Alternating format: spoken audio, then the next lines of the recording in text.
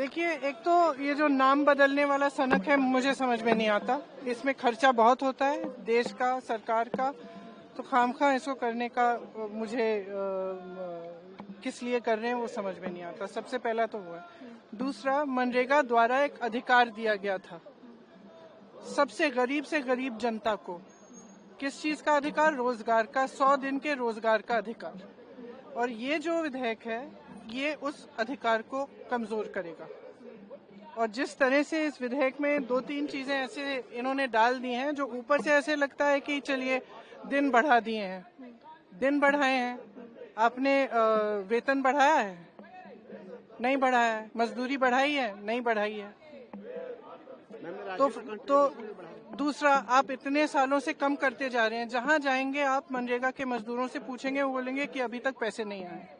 और आपने अब क्या किया है कि पहले ग्राम पंचायत तय करती थी कि कहाँ पे कौन सा मनरेगा का काम होगा।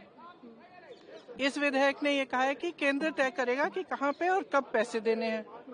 तो जो ग्राम पंचायत का अधिकार था कि वो तय करे कि कहाँ पे हमें पैसे चाहिए, किधर हमें काम कराना है, वो भी छीना जा रहा है। तो हर तरह से ये विधेयक हमें गलत लगता है। और भ्रष्टाचार को खत्म करने के लिए किया जा रहा है बदलाव, कहा जा रहा है भ्रष्टाचार, राज्यों का कंट्रीब्यूशन भी बढ़ा दिया है।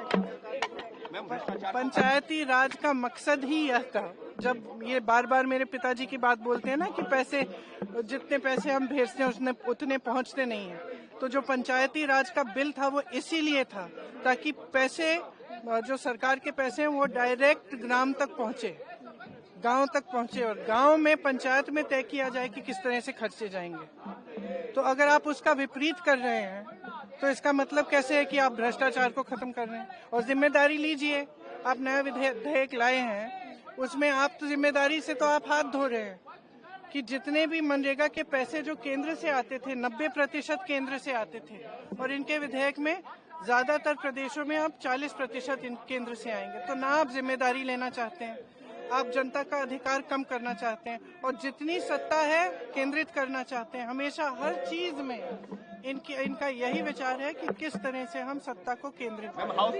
हाउस में रेज करेंगे क्या?